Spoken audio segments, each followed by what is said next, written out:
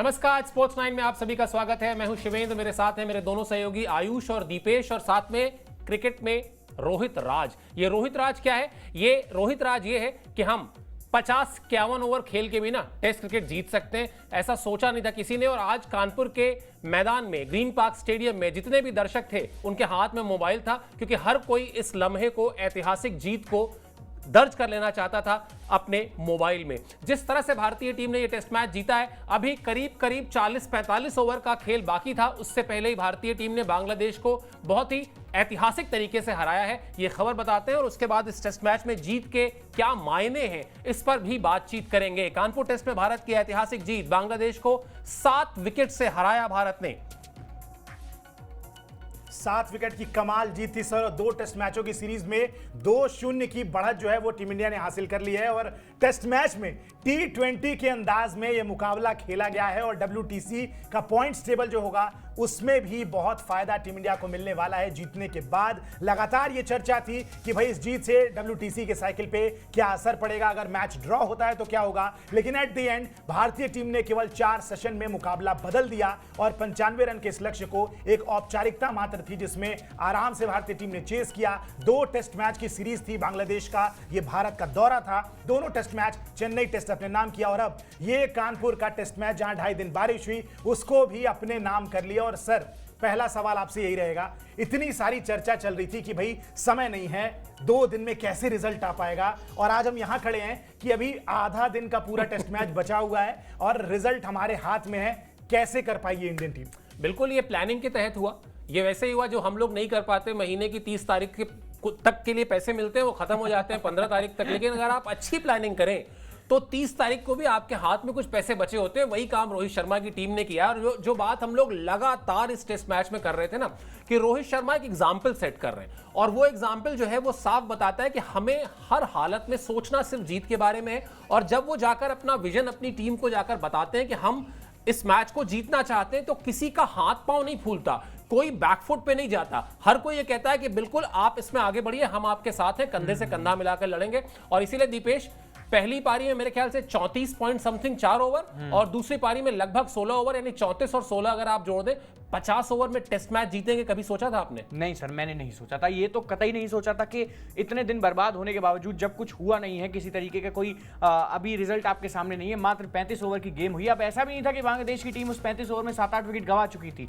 मात्र वहां 2 से 3 विकेट गवा की टीम खड़ी हुई थी। और हर तरीके से आप इसका एंगल स्टडी करने की कोशिश करेंगे, आप यही कहेंगे कि बड़े आराम से, बड़ी आसानी से एक ड्रॉ टेस्ट मैच है। भाई पॉसिबल ही नहीं है कि दोनों टीमें 2-2 बार बल्लेबाजी कर लें 2 ही दिन के अंदर, और वो भी जब पूरे 90 ओवर का खेल नहीं हो पा रहा। लेकिन नहीं, वहीं से जहां हमारी ये सोच खत्म होती है, वहां से शुरू होती है रोहित शर्मा और गौतम गंभीर की एक नई सोच, जो कि लगातार हम बात कर रहे थे।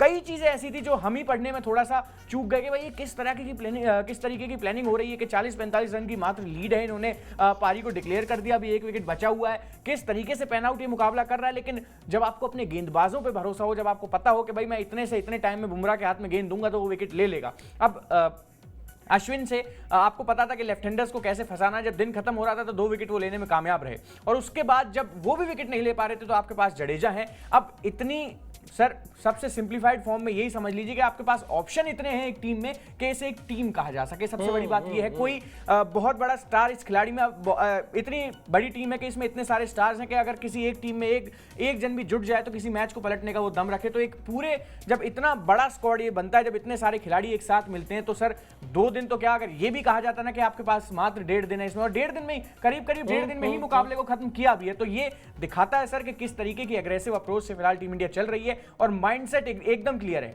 कि जो 2 बार से हम चूक गए WTC का वो फाइनल जीतने से, इस बार हम उसमें 1 इंच भी कोई किसी तरीके की एहतियात बरतने के मूड में है नहीं। हम शुरू से ही बिल्कुल उस जीत के लिए जाएंगे, और जब तक ये जीत वाली जो विनिंग मेंटालिटी, जो कोच गौतम गंभीर कहते हैं कि जीत से कम कुछ नहीं, और उसमें जब भी इनकी बात आप सुनेंगे, चाहे वो रिंकू सिंह को बल्लेबाजी ना कराना हो या फिर उन्हें ऑर्डर में मतलब थोड़ा नीचे शिफ्ट करना हो, ये चीज दिखाती है कि टीम के बारे में ज्यादा सोचते हैं। और जब तक एक टीम की तरह खेलेगी, टीम के बारे में सोचेगी, रिजल्ट्स ऐसे ही मिलते रहेंगे। दिमाग में सिर्फ जीत सोचिए, 1.5 दिन में भी जीत मिल जाएगी। कई बार ऐसा होगा जब एक ही दिन में बहुत कुछ करना होगा, तब भी हो जाएगा। बिल्कुल, और जो करीब टेस्ट क्रिकेट में भारत का 92 साल का तजुर्बा है उसमें, ये 180वीं जीत है भारत की, इसलिए भी बहुत खास है। और अगर आप पूरी टेस्ट क्रिकेट की हिस्ट्री उठाकर देखेंगे तो आप स्क्रीन के टॉप में देखिए जो लिखा हुआ है ना कि ये तहलका मचाने वाली जीत है, और ये वाकई तहलका मचाने वाली जीत है। इसके बाद से बांग्लादेश ही नहीं, दुनिया की जितनी भी क्रिकेट टीमें हैं ना, उनके पास ये मैसेज जा चुका है कि ये टीम, यानी ये भारतीय टीम जो है वो 1.5 दिन में, 2 दिन में मैच जीत सकती है,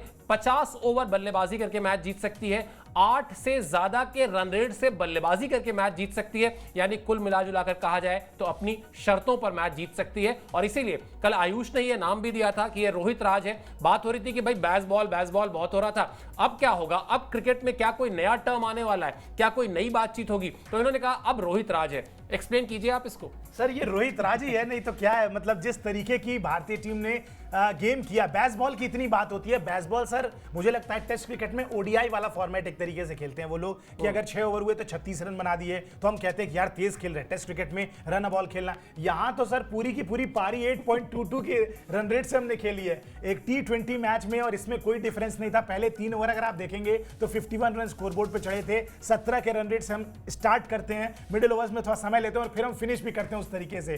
तो मतलब ये रोहित राज नहीं है तो क्या है, अगर ये गुंडागर्दी है सर क्रिकेट में। अगर आप 1.5 दिन के अंदर एक टीम को 2-2 बार ऑल आउट कर देते हैं और खुद उस बीच में खुद भी पूरी बैटिंग कर लेते हैं और मैच जीत जाते हैं, और तब भी आपके पास अगर आधा पौना दिन बचा हुआ है, तो ये गुंडागर्दी नहीं है तो क्या है। बस उसी गुंडागर्दी को मैंने थोड़ा सा ट्रांसफॉर्म करके सरल भाषा में रोहित राज कर दिया, साहित्यिक भाषा में एक्चुअली, ताकि लिटरेचर वाइज भी बहुत खराब ना लगे। लेकिन ये रोहित राज है, और इसकी धमक, इस जीत की धमक जो है सर पूरे वर्ल्ड क्रिकेट में दूर दूर तक जाने वाली है। जितना मैं समझ पा रहा हूं सबसे ज्यादा सदमे में इस समय न्यूजीलैंड की टीम होगी, जिसको यहां पे आना है अभी 3 मैच की सीरीज के लिए, और ऑस्ट्रेलिया के दिमाग में भी चीजें चलने लगी होंगी। उनकी मीडिया एक्चुअली ज्यादा सोचने लगी होगी कि अब क्या नई बयानबाजी की जाए जिसकी वजह से और कुछ तो एटलीस्ट माहौल बने, क्योंकि फिलहाल तो माहौल इंडियन टीम के साथ है, मोमेंटम जो है वो रोहित शर्मा के साथ है, और इसीलिए हम प्राउडली कह सकते हैं कि yes this is Rohit Raj. ये बताइए कि सिर्फ न्यूजीलैंड और ऑस्ट्रेलिया, पाकिस्तान में क्या हो रहा होगा कि ये टीम तो पाकिस्तान को रावलपिंडी में एक टेस्ट मैच में 10 विकेट से हरा के आई, दूसरे में 6 विकेट से हरा के आई, वही टीम है बिल्कुल उसके बाद ही आई।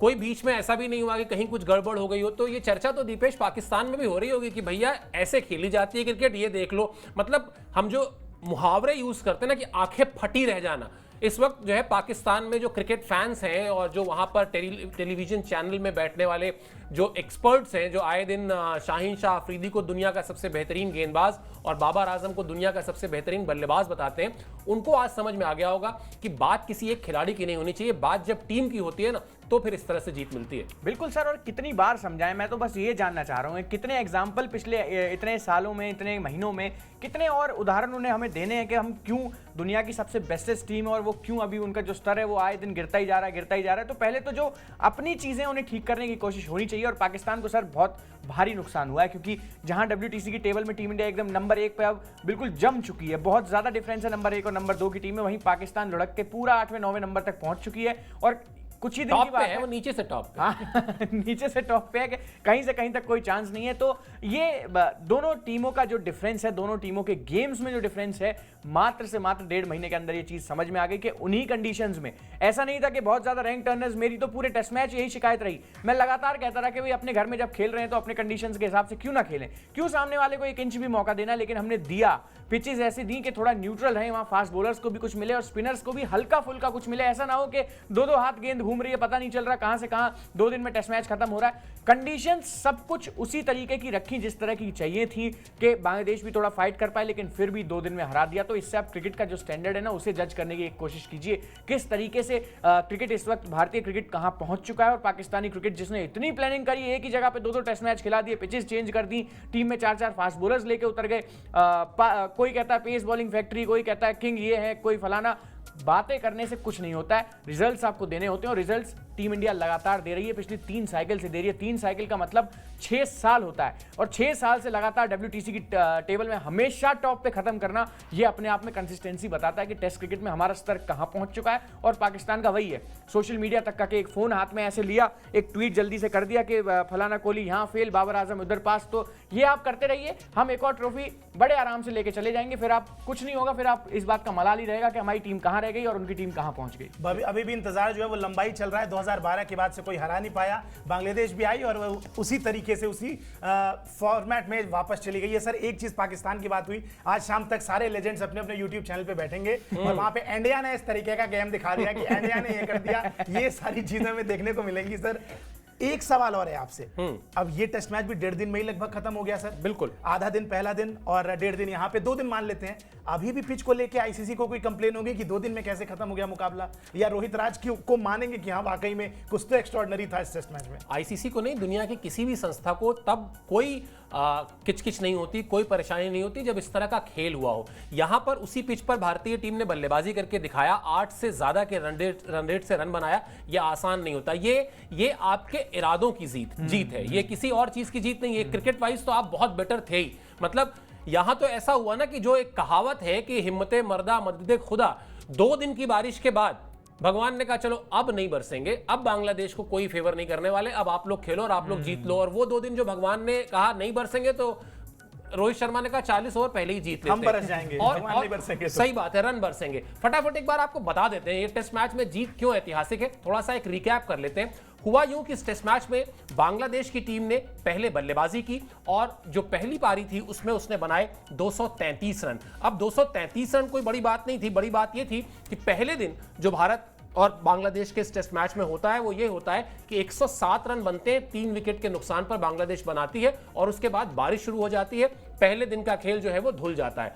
दूसरे दिन एक भी गेंद नहीं फेंकी जाती है, तीसरे दिन एक भी गेंद नहीं फेंकी जाती है। चौथे दिन जो बात अभी हम कर रहे थे, चौथे दिन मैदान में उतरने से पहले, मतलब शायद ये आपको अभी काल्पनिक लगे लेकिन हुआ कुछ ऐसा ही होगा कि रोहित शर्मा ने जाकर अपने प्लेयर्स से कहा होगा कि अभी भी 2 दिन है, अभी भी हम कहते हैं ना कि वो टीम का जो किलर इंस्टिंक्ट होता है वो होता है कि जब तक मैच खत्म नहीं हो गया है तब तक हम छोड़ेंगे नहीं, हम अपने लिए उस रास्ते को तैयार करेंगे जिस रास्ते पर चलकर हमें जीत मिले। उसके बाद चौथे दिन मैच शुरू होता है। बांग्लादेश की टीम को पहले भारतीय टीम 233 रन पर समेट देती है। उसके बाद भारतीय टीम बल्लेबाजी करने आती है तो वहां करिश्मा सुनिए, पहले ओवर में यशस्वी जायसवाल 3 चौके मारते हैं, दूसरे ओवर में रोहित शर्मा 2 छक्के मारते हैं और बिल्कुल एक पिच जो है ना ऐसा लगने लगती है कि कोई दिक्कत ही नहीं हो रही है उस पर। और उसी पिच पर भारतीय टीम बनाती है 285 रन, 9 विकेट के नुकसान पे पारी डिक्लेयर कर देती है, बांग्लादेश को 50 रन के आसपास की बढ़त देती है। उसके बाद बांग्लादेश की टीम फंबल करती है एक के बाद एक और 146 रन पर सिमट जाती है।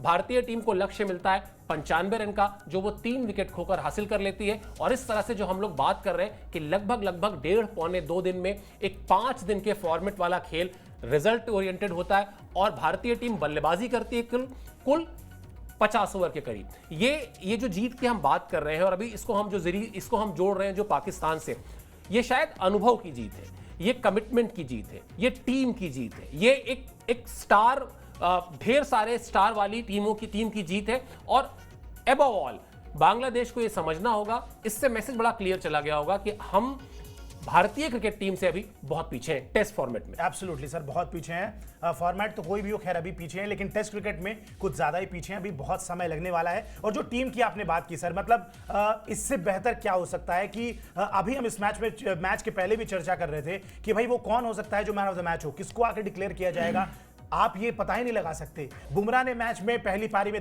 2 विकेट ले लिए, 3 विकेट ले लिए, दूसरी पारी में भी अपना डिसेंट योगदान दे दिया। जडेजा ने बीच बीच में 1 आधा विकेट ले ली, रन बना दिया इंपॉर्टेंट जब जरूरत थी। चेन्नई टेस्ट मैच में भी उन्होंने रन बनाए। उसके बाद अश्विन लगातार अपना काम कर रहे हैं, कभी आकाशदीप कभी विकेट ले लेते हैं, कभी मोहम्मद सिराज विकेट लेते हैं। सब बैटिंग ऑर्डर में सब थोड़ा थोड़ा कंट्रीब्यूट करते हैं। कोई बहुत बड़ा शतक नहीं आया, कोई एक प्लेयर नहीं था जो अकेले रुक के मोमिनुल की तरह शतक बना गया, लेकिन यशस्वी ने भी अपना योगदान दिया, रोहित ने अपनी तरीके से योगदान दिया, कोहली ने योगदान दिया, केएल राहुल ने नीचे आके योगदान दिया। This is what we call a team. ऐसे बनती है टीमें और यही टीमें चैंपियन बनती हैं आगे जाके। मतलब 2000 के दशक में वो जो ऑस्ट्रेलिया की लेजेंडरी टीम हुआ करती थी, वही बात होती थी कि आप किसको आउट करोगे। आप ऊपर हेडन और गिलक्रिस्ट को आउट करते थे तो आपके नीचे पॉन्टिंग आ जाते थे, मार्टिन आ जाते थे, पूरी एक लंबी चौड़ी बैटिंग लाइनअप थी। सारे के सारे वर्ल्ड चैंपियन खिलाड़ी जो अपने दम पे मुकाबला पलट सकते हैं। सारे खिलाड़ी जब इस तरीके का योगदान देंगे तो मुझे लगता है कि बांग्लादेश तो सर बहुत दूर की बात है, दुनिया की सबसे बेस्टेस्ट कोई टीम आप उठा के लेते आए और वो भी इंडियन टीम को नहीं हरा सकती है। और ये रिकॉर्ड जो है 2012 के बाद से हमें कोई भी घर में एक सीरीज नहीं हरा पाया। ये रिकॉर्ड अपने आप में बहुत प्राउड फील करने वाली बात है और ये बताता है कि इंडियन टीम की स्ट्रेंथ क्या है। हम अपने यहाँ विकेटों को समझते हैं, अपनी टीम को समझते हैं और टीम के खिलाड़ी अपने रोल को बहुत बेहतर तरीके से जानते हैं। और हर बार यही होता है कि आप कोई टीम आई, नया बॉलर आया, पहला सेशन दूसरा सेशन आपने कोशिश की डोमिनेट करने की। बांग्लादेश ने भी शुरुआत कुछ ऐसे ही की। चेन्नई टेस्ट मैच शुरू होता है और पहले 2 सेशन में बिल्कुल हसन महमूद ऐसे लगते हैं जैसे अगले मैग्रा आ गए कोई, और विकेट से बिल्कुल कुछ समझ ही नहीं आ रहा है कि भारतीय टीम हक्का बक्का रह गई। अगली पारी में ही उनका तोड़ निकल के बाहर आ जाता है। और उसके बाद से अगर 144 पे एक टीम 5-6 विकेटें गिरने के बाद अगर 90 ओवर के आसपास खेल लेती है और 386 रन बना देती है, दैट टेल्स यू कि इस टीम की जो कैरेक्टर है खिलाड़ियों का वो कितना सॉलिड है और ऐसे ही टीम बनती है। और आज जिस मुहाने पे टीम इंडिया खड़ी है, जिस स्ट्रेंथ पे, जो काबिलियत पे खड़ी है, ये बनाने में बहुत समय लगा है, लेकिन अब जब बन गया है तो हमें वाकई में कहना होगा कि हम रूल करने वाले हैं वर्ल्ड क्रिकेट पे, कर भी रहे हैं पिछले कुछ सालों से और इस चीज को आगे कंटिन्यू करेंगे। और सबसे इंपॉर्टेंट, हमारे जो यंग प्लेयर्स हैं सीनियरों के खिलाफ इतना बेहतर तरीके से जलप होते हैं कि हमें ट्रांजिशन कब हो जाता है हमें पता भी नहीं चलता। मतलब किसी को नहीं याद आ रहा है कि रहाणे कहां गए, किसी को नहीं याद आ रहा है कि पुजारा कहां गए, किस तरीके से खिलाड़ियों ने उनकी जगह आके भर दी, क्या स्मूथ ट्रांजिशन था। कमाल की बात है, कमाल का मैनेजमेंट बीसीसीआई को, पूरी तारीफ बीसीसीआई की भी बनती है सर। और ये लगातार जो जीत चल रही है इसमें कहीं ना कहीं कप्तान, मैनेजमेंट, बोर्ड, सबको धन्यवाद करना पड़ेगा। बिल्कुल आयुष, थोड़ी देर पहले आप बात कर रहे थे न्यूजीलैंड की टीम अब क्या सोच रही होगी। दीपेश, ये तो बड़ा क्लियर था जब हम road to world test championship final पर बात कर रहे थे, तो ये बड़ा क्लियर था कि 5 मैच हमको इंडिया में मिलने, 5 मैच हमें ऑस्ट्रेलिया में खेलने, 7 जीत चाहिए। कोई भी कप्तान जो है, जो समझदार कप्तान है और जिसके पास एक अच्छी टीम है, वो यही चाहेगा कि जो हमारा 5 मैच है वो हम पहले अपने सिक्योर कर लें।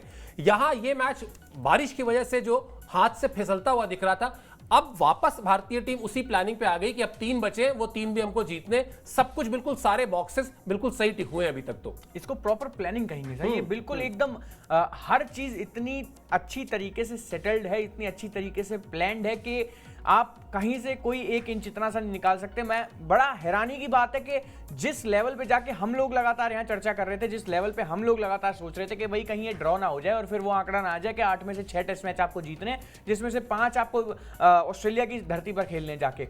अब उस तरीके का कोई स्ट्रेस दिमाग में है ही नहीं। मतलब जब 2 दिन में हम किसी टीम को, जो कि एक सीरीज जीत के आई है, एक एशियन कंट्री में ही जीत के आई है, वो भी कंडीशंस भी वैसी जैसी दोनों टीमों को चाहिए होती हैं, कोई बिल्कुल फेयर कंपटीशन कराया गया। जब हमने उनको 1.5 दिन में हरा दिया तो अब अंदर से एक बड़ी स्ट्रांग फीलिंग आ रही है कि आगे आने वाले समय में चाहे हम ऑस्ट्रेलिया में जाके खेलें, वेस्ट इंडीज में खेलें, अफ्रीका में खेलें, न्यूजीलैंड में खेलें या न्यूजीलैंड को यहां बुलाएं, कोई फर्क नहीं पड़ने वाला इस टीम के पास। क्योंकि जिसकी मेंटेलिटी, जिस टीम की सोच जीत से कम कुछ नहीं है, वो अपने रास्ते खुद ढूंढ लेती है, उसके प्लेयर्स अपनी राह खुद बना लेते हैं। जिस तरीके की इस टेस्ट मैच की हम बात करें, हजारों एनालिस्ट बैठे होंगे ना, हजारों अलग अलग राय सर इस टेस्ट मैच पे दे सकते थे कि किस तरीके से इसको बनाना है, किस तरीके से टीम इंडिया जीत सकती है, किस तरीके से ड्रॉ हो सकता है। लेकिन 2 लोग ऐसे वहां पे थे, एक कोच साहब और मैनेजमेंट के जो भी लोग होंगे प्लस रोहित शर्मा, उन्होंने अपनी राह अलग बनाई। क्योंकि आपको पता है जब आपके दिमाग में एक चीज है कि हमको जीतने से कम कुछ नहीं चाहिए, तो फिर रास्ते बन जाते हैं। और अब न्यूजीलैंड की टीम किस तरीके से हारना चाहेगी, क्योंकि एक बात ये भी थी कि वो भी एक कंटेंडर थे सर डब्ल्यूटीसी में, अभी भी हैं,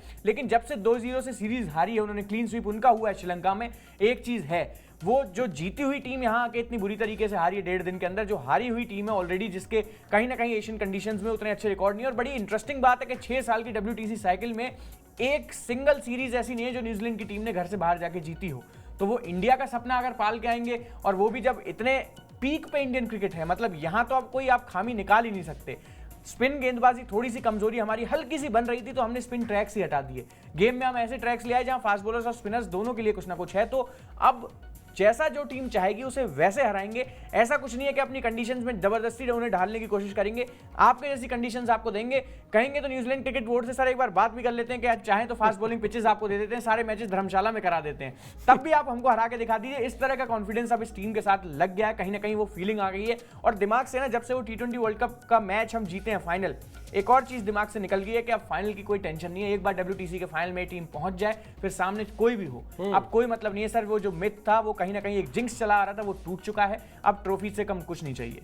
बिल्कुल, और ऑस्ट्रेलिया की टीम भी इस वक्त जो है ना चिंतित इसी बात से होगी कि अब इस टीम का सामना किया कैसे जाए, क्योंकि जो विश्व क्रिकेट में इस वक्त दो सबसे बड़ी ताकतें हैं वो ताकतें भारत और ऑस्ट्रेलिया की टीम में ही हैं। जिस तरह से इन दोनों ही टीमों ने हर फॉर्मेट में अक्रॉस ऑल द फॉर्मेट्स जिस तरह का परफॉर्मेंस किया है, निश्चित तौर पर अब ऑस्ट्रेलिया की टीम को वो खतरा सता रहा होगा कि एक तो एक दशक मतलब लगभग 10 साल से बॉर्डर गावस्कर ट्रॉफी उन्होंने नहीं जीती है। अब जो है वो इस बार क्या होगा, खैर उससे पहले न्यूजीलैंड की टीम आएगी और दीपेश ने कही दिया कि भाई न्यूजीलैंड की टीम अगर चाहे तो अप्रोच कर ले, बता दे किस तरह के विकेट पे खेलना चाहती है, हम उस तरह के विकेट पे खेलने को तैयार हैं। ये कॉन्फिडेंस भारतीय टीम पर अगर एक जर्नलिस्ट का जो क्रिकेट कवर करता है अगर आया है तो ये अर्जित किया है भारतीय टीम ने, ये उसने किसी उसमें नहीं है। कॉन्फिडेंस और ओवर कॉन्फिडेंस आयुष बहुत बारीक फर्क होता है। हमेशा कहते हैं कि उत्साह और अति उत्साह, आत्मविश्वास और अति आत्मविश्वास में बड़ी बारीक सी लाइन होती है। ये शायद रोहित शर्मा की कप्तानी, ये शायद गौतम गंभीर की कोचिंग, ये विराट कोहली का एक सीनियर प्लेयर के तौर पर टीम में होना, ये आर अश्विन, जसप्रीत बुमराह जैसे खिलाड़ियों का होना, ये जो अभी आप लोग बात कर रहे थे ना कि इतना स्मूथ रहा ट्रांजिशन, समझ में ही नहीं आया, लेकिन ये सीनियर प्लेयर्स शायद ये जो अभी 22, 23, 24 साल के लड़के हैं, चाहे वो ऋषभ पंत हो चाहे वो यशस्वी जायसवाल हो, इनको समझाते यही है कि बॉस कंसिस्टेंसी जो है ना वो सबसे बड़ी चीज होती है और अपना हेड डाउन रखिए, लगातार अच्छा परफॉर्म करते रहिए। और इसीलिए आप देखिए यशस्वी जायसवाल जिस तरह से इस टेस्ट मैच में बल्लेबाजी कर रहे थे, मतलब कमाल का आत्मविश्वास है खिलाड़ियों में, यंग लॉट में, मतलब सीनियर प्लेयर्स तो खैर वो तो ग्रेट्स हैं, लेकिन जो यंग लॉट है उसमें भी अपना एक स्टेटमेंट देने की काबिलियत है कि ये है मेरा खेल, ऐसे खेलूंगा मैं। बिल्कुल सर, और देखिए अभी मैच के पहले भी जब हम लोग बात कर रहे थे तो यही कह रहे थे कि इस पारी में कोई कुछ करे ना करे, यशस्वी जायसवाल नॉट आउट लौटने वाले हैं। उस तरीके की मैच्योरिटी इस खिलाड़ी ने दिखाई है और मजाक में 1500 रन के आसपास टेस्ट क्रिकेट में बना ले गए। और अभी से अगर 23 साल की उम्र में ये मैच्योरिटी है तो ये कहीं ना कहीं इसके लिए थैंकफुल होना चाहिए जो सीनियर खिलाड़ी हैं उनका भी। वो लगातार जिस तरीके से गाइड करते हैं, समझाते हैं, कप्तान की हर कोई तारीफ करता है। शुभमन गिल की हम बात करते हैं, सेकंड इनिंग में जब भारतीय टीम लगी हुई थी वहां पे सेकंड इनिंग में आए, चेन्नई टेस्ट में कितना शानदार एक शतक लगाया उन्होंने और अच्छी खासी स्ट्राइक रेट से रन बनाया। तो उससे पता चलता है कि ये खिलाड़ी जो अभी इनकी कम उम्र है ये आगे चल के और कितने जल्दी मैच्योर हो जाएंगे और यही खिलाड़ी आगे चल के आपको बहुत लंबे समय तक सर्व करने वाले हैं। और जब इनके अंडर में और नए खिलाड़ी आएंगे तो ये भी कुछ इस तरीके से ही उनको समझाएंगे। कहीं ना कहीं ये जो एक ट्रांजिशन फेज है और जो सीनियर जूनियर का एक आप कहेंगे रिलेशन बॉन्ड है जो टीम के बीच में, वो कमाल का है। कहीं किसी को ये नहीं सोचना कि कौन सीनियर है कौन जूनियर है, खुल के बातें होती हैं। शायद इसीलिए इतनी सारी क्लिप्स भी सोशल मीडिया पे वायरल होती हैं और ये सारे वो गार्डन में घूमने वाले लड़के हैं जिन्होंने ये प्रदर्शन करके दिखाया है कहीं ना कहीं, और बड़े प्राउडली ये कहते हैं क्योंकि जब जब टीम को जरूरत पड़ी है, देखिए कई बार इस सीरीज में, पूरी सीरीज में आप देखिए सीनियर खिलाड़ी उतना ज्यादा नहीं चल पाए, उस रंग में बिल्कुल नहीं नजर आ पाए जैसा वो करते हैं। रोहित शर्मा की कोई बहुत बड़ी पारी हमने नहीं देखी, कोहली से कोई बहुत बड़ी पारी नहीं देखी, लेकिन इस पूरे टेस्ट मैच में रन किसने बनाए? ऋषभ पंत शतक लगाते हैं, कमबैक करने के बाद शतक लगाते हैं। ये कॉन्फिडेंस होगा उनकी टीम में, ये सिक्योरिटी होगी उनके दिमाग में, तभी शायद ये सेंचुरी आई है कि टीम में मेरी जगह कहीं नहीं गई है। शुभमन गिल शतक लगाते हैं, यशस्वी जायसवाल लगातार रन बनाते हैं, इंग्लैंड सीरीज में हाईएस्ट रन स्कोरर होते हैं, अश्विन शतक लगाते हैं, अश्विन शतक लगाते हैं, जडेजा ने 86 रन का इंपॉर्टेंट योगदान दिया और आकाशदीप नीचे आके 2 लप्पे लगा देते हैं अगर, तो ये कॉन्फिडेंस बताता है कि किस तरीके से जूनियर्स को ट्रीट किया जा रहा है। जब ये ट्रीटमेंट मिलती है, क्योंकि क्रिकेट में ना दिमाग से सब कुछ होता है, अगर आपकी बाहर की जिंदगी में चीजें ठीक नहीं चल रही हैं या आपके दिमाग में 10 चीजें चल रही हैं तो आप ग्राउंड पे भी परफॉर्म नहीं कर पाएंगे। ये बड़ा ही बेसिक सा एक फैक्ट है, ह्यूमन टेंडेंसी है कि जब आपका दिमाग एक जगह पे फोकस्ड स्थिर नहीं रहेगा तो आप परफॉर्म नहीं कर पाएंगे। लेकिन शायद इन जूनियर्स के बीच में ये चीजें बिल्कुल है ही नहीं, वो कमराडरी बनाई गई है सीनियर्स के साथ कि उनको किसी चीज की टेंशन नहीं, और शायद तभी इस तरीके की लाजवाब match winning, series winning performances निकल के आ रही हैं। और भारतीय टीम आज इस पोजीशन में है तो पूरी तरीके से वो कमराडरी है जिसकी वजह से दोनों तरीके के खिलाड़ी, जूनियर्स हो सीनियर्स हो, अपने अपने लेवल पे अपना अपना योगदान दे रहे हैं सर। बिल्कुल। और दीपेश, अब मैं जिस खिलाड़ी के बारे में बात करने वाला हूँ वो आपके बड़े फेवरेट हैं। कमबैक सीरीज की अभी बात हो रही थी, आयुष ने कहा उनके लिए बड़ा एक हम लगातार ये बात कर रहे थे कि T20 में कमबैक करना या वनडे में कमबैक करना और टेस्ट मैच में कमबैक करना बहुत फर्क है, क्योंकि यहां पर आपको पता नहीं है आपको कितने ओवर तक कीपिंग करनी है। फिटनेस लेवल उस तरह का होना चाहिए कि आपको 90, 100 या 125 ओवर कीपिंग करनी रहे तो आप कर पाएं। यहां जिस तरह से उन्होंने खेला, जिस तरह का टेम्परामेंट दिखाया, जिस तरह से कंट्रीब्यूट किया जीत में, जो बात अभी आयुष ने कही, निश्चित तौर पर बहुत खुश होंगे अपनी परफॉर्मेंस से। और देखिए कितनी मजेदार बात है कि विनिंग रन भी उनके बल्ले से ही निकला है। सर बिल्कुल ऐसा फील नहीं हो रहा कि कुछ चेंज आया है। ऐसा लग रहा है जिस तरीके से छोड़कर गए थे 1.5 साल पहले, सेम उसी जगह पे आके दोबारा से खड़े हो गए। जिस तरह बल्लेबाजी की तो खैर सर क्या तारीफ करनी, क्या उनकी चर्चा करनी, पूरी दुनिया जानती है कि टेस्ट में सबसे ज्यादा कंफर्टेबल खुद को फील करते हैं। एक लंबा फॉर्मेट जहां दुनिया आमतौर पर आप देखेंगे जमने की कोशिश करेगी, बहुत ज्यादा समय लगाएगी, वहां स्पिनर देखते ही हमारे मुंह से सबसे पहले आ जाता है, अरे वाह लेफ्ट आर्म स्पिनर, अब देखो ऋषभ पंत कैसे इसको मार। तो ये चीज उन्होंने बनाई है, जो आप लगातार आप एक बात कहते हैं सर कि कॉन्फिडेंस इस टीम ने खुद मतलब फैंस को गेन करवाया है कि हाँ हमारे पास ऐसे प्लेयर्स हैं कि हम जो चीज प्रेडिक्ट करेंगे वो भी वहां हो जाएगी। अब जैसे जसप्रीत बुमराह की गेंद हाथ में आती है, लंच से पहले का आखिरी ओवर, आखिरी 2 बॉल बच रही है, अभी बुमराह विकेट लेके दिखाएगा, देखो उसने लेके और वो किया है सर, 2 बार एक ही टेस्ट मैच में ये काम किया है। तो ये कहीं ना कहीं कॉन्फिडेंस गेन कराया है इस टीम ने, इन प्लेयर्स ने। और ऋषभ पंत की सर बात विकेट कीपिंग की करें, फिर वही बात मैंने कहा कि बल्लेबाजी में आप उनका कोई इतना जज करने बैठा नहीं है, सबको मालूम है कि टेस्ट में वो कितने कंफर्टेबल है, लेकिन जब कीपिंग की बात आती है, जैसे गए थे वही जज्बा अभी भी नजर आ रहा है, पीछे से उसी तरीके की स्लेजिंग लगातार छेड़ना अपनी टीम के प्लेयर्स को। और जब ऐसा लगता है अब तो विरोधी टीम को बताते हैं कि फील्डर यहाँ लगा दो, फील्डर यहाँ लगा, वन फील्डर ही है। तो ये चीज कहीं ना कहीं बताती है कि कहीं ऐसा कुछ चेंज नहीं आया, उनके दिमाग में किसी बात को लेकर कोई टेंशन नहीं है। अब उन्हें पता है कि मैं मैदान पे आ चुका हूं, अपने सबसे अच्छे फॉर्मेट में हूं। और कितनी भी आप बात कह लीजिए कि ध्रुव जुरेल ने परफॉर्मेंस दी थी या केएस भरत बड़े अच्छे कीपर थे, बैट्समैन उतने अच्छे नहीं थे, लेकिन हर किसी को 1.5 साल से मालूम था कि जिस दिन पंत आएगा वापस टीम में आएगा और कुछ करके दिखाएगा। कर दिए सर, सेकंड इनिंग की सेंचुरी आ गई, बड़ा अच्छा उनका प्रदर्शन रहा था इस टेस्ट मैच की पहली पारी में। वो अपना काम कर लेते हैं, जिस तरीके का आप उनसे गेम चाहते हैं वो कर लेंगे। और सबसे बड़ी बात यह है कि आपको जब ऋषभ पंत और केएल राहुल जैसे खिलाड़ी मिडिल ऑर्डर में मिलते हैं तो आपको इस बात की कोई टेंशन नहीं है कि रोहित पहले जल्दी आउट हो गए, विराट पहले आउट हो गए। अब एक कंप्लीट टीम है, हर एक जगह के लिए है, क्योंकि ऋषभ पंत की भी अगर आप सेंचुरियां गिनने बैठेंगे, इंग्लैंड में है, साउथ अफ्रीका में है, ऑस्ट्रेलिया में तो 2-2 बार है, दोनों सीरीजों में है और बड़ी अच्छी हैं, जितनी भी इनिंग उनकी है। ऑस्ट्रेलिया से तो खैर खासा प्यार है। सेम केएल राहुल का डेब्यू सेंचुरी ऑस्ट्रेलिया में करी थी, साउथ अफ्रीका में सेंचुरी है, इंग्लैंड में सेंचुरी है। तो अब ऐसा फील होता है कंप्लीट टीम एक है। और ऋषभ पंत इसमें मतलब कहीं ना कहीं आप कहेंगे ना कि एक हीरे की तरह एकदम चेरी ऑन द टॉप, जिस बात को हम कहते हैं कि वही वाली बात ऋषभ पंत के साथ है। अब वापस आ गए, कंप्लीट टीम है, सिर्फ एक खिलाड़ी का इंतजार और है, मोहम्मद शमी कल को आ जाए। WTC का फाइनल बेशक परसों करा दीजिए, हम जीत के दिखा देंगे। खाने की प्लेट में वो हरी चटनी है ऋषभ पंत। कंप्लीट करते हैं। मैं आप लोग को बता दूं कि 4 अक्टूबर को उनका जन्मदिन भी होता है। आज उन्होंने जो अपने को जीत का तोहफा जो है अपने जन्मदिन से पहले ही दिया है और उसमें विजयी रन उन्होंने बनाए हैं। और सैल्यूट इस खिलाड़ी को इसलिए भी है कि हम कई बार अपनी जिंदगी में बड़ी छोटी छोटी बातों से उदास हो जाते हैं, परेशान हो जाते हैं। महानगरों में कितने सुसाइड के केसेस आए दिन हम पढ़ते हैं कि पता चला बच्चा जो है वो एक एग्जाम नहीं पास कर पाया, वो चला गया साहब, उसने सुसाइड कर लिया। इस तरह की डिप्रेसिंग खबरें पढ़ के ना बहुत तकलीफ होती है। लेकिन वहीं पर अगर आपको कोई ऋषभ पंत के बारे में बताए कि एक सड़क दुर्घटना होती है, सड़क दुर्घटना के बाद वो अपने हॉस्पिटल जाते हैं, वहां पे किस तरह से उनका इलाज होता है, सर्जरी होती है और उसके बाद किस तरह से वो अपने रिहैब के लिए मेहनत करते हैं।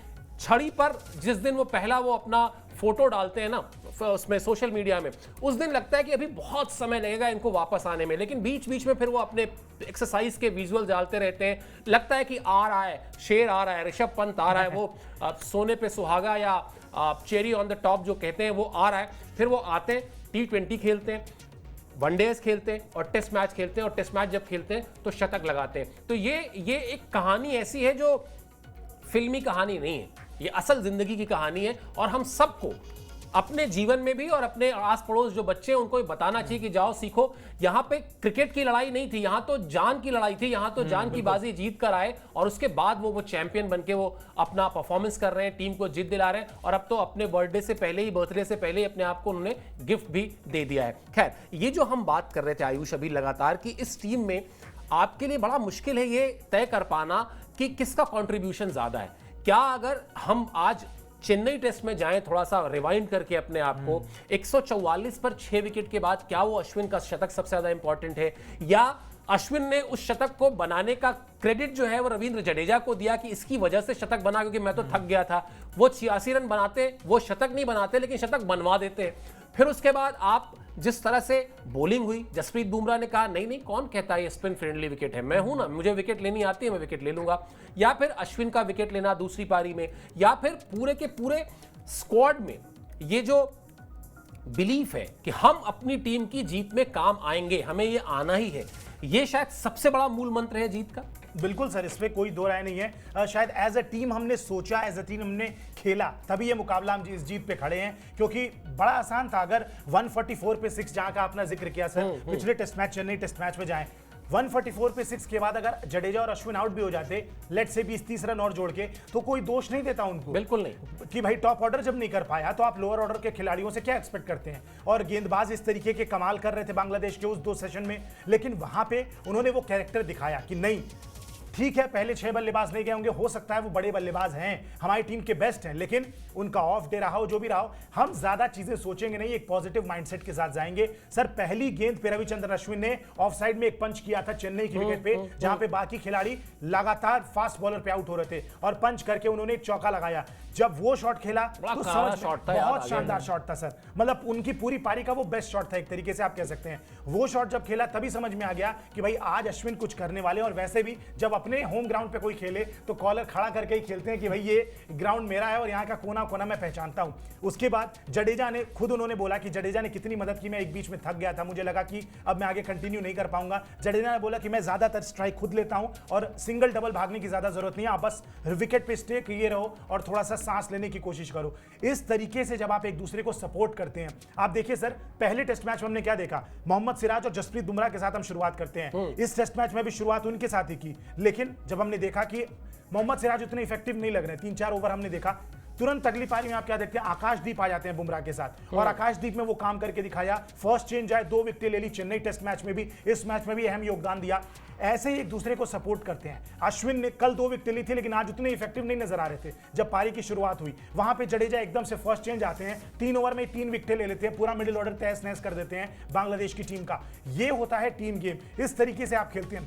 पहली पारी में रोहित शर्मा नहीं चल पाए, उस चीज को कंटिन्यू किया जूनियर्स ने कि भाई हम देखेंगे कि जितना आगे मैच को लेके जा सकते हैं। ऋषभ पंत सेंचुरी लगा रहे हैं, विराट कोहली नहीं चल रहे हैं, उसके बावजूद शुभमन गिल सेंचुरी लगा रहे हैं, और रोहित शर्मा कुछ खास नहीं कर रहे हैं, तब भी ये बताता है कि खिलाड़ियों को पता चल चुका है, उनको ये कॉन्फिडेंस दिया गया है कि भैया टीम के लिए खेलना इज वेरी इंपॉर्टेंट। रन्स आपके अपने आएंगे तो टीम के भी आएंगे, आप पर्सनल चीजें ना सोचें, टीम की जीत सबसे इंपॉर्टेंट है। और ये सोच कहीं ना कहीं मैदान पे नजर आती है, वरना टीम तो एक पाकिस्तान भी है जो मैदान पे उतरती है, और कोई अगर गलती से ऐसे कंधा रख देता है दूसरे खिलाड़ी पे, तो उस कंधे को ऐसे झटक दिया जाता है कि अरे मेरे पे कंधा क्यों रख रहा हूं, मैं तो कप्तान हूं। तो इस तरीके की बॉडी लैंग्वेज सर बड़ी बेसिक सी चीज है, जो एक छोटा सा 6 महीने का बच्चा भी समझ जाता है कि किसको देख के उसको एक पॉजिटिव वाइब आ रही है, किसको निगेटिव आ रही है। मैदान पे ऐसे जब टीमें उतरती हैं, भले हमें अंदर की ड्रेसिंग रूम की बातें बाहर ना समझ में आए, किसने किसको क्या बोल दिया, अंदरूनी क्या कलह चल रही है किसकी, लेकिन बाहर से ये समझ में आ जाता है ये टीम स्ट्रांग है, क्योंकि ये टीम एकदम इनकी बॉन्डिंग नजर आ रही है ग्राउंड पे। और एक टीम है जिसकी बॉन्डिंग बिल्कुल दूर दूर तक नजर नहीं आ रही है, मैदान पे भी वो इस तरीके से रह रहे हैं, गुटों में बटे हुए हैं। तो भारतीय टीम आज जिस लेवल पे है, कहीं ना कहीं आपसी जो मतभेद को भूल के आगे बढ़ने की बात है, जो बॉन्डिंग है खिलाड़ियों की वो जितनी इंपॉर्टेंट है, उसी वजह से इंडियन टीम सर यहाँ पे आज इस पोजीशन में खड़ी है। सर वैसे मैं एक चीज और मानता हूं कि अब आपको ना ये हाथ देखने वाला भी शुरू कर देना चाहिए। अभी मैं शांटो जो उनके कैप्टन है बांग्लादेश के, उनका बयान पढ़ रहा हूँ, भाई आप टेस्ट सीरीज हारे कहाँ।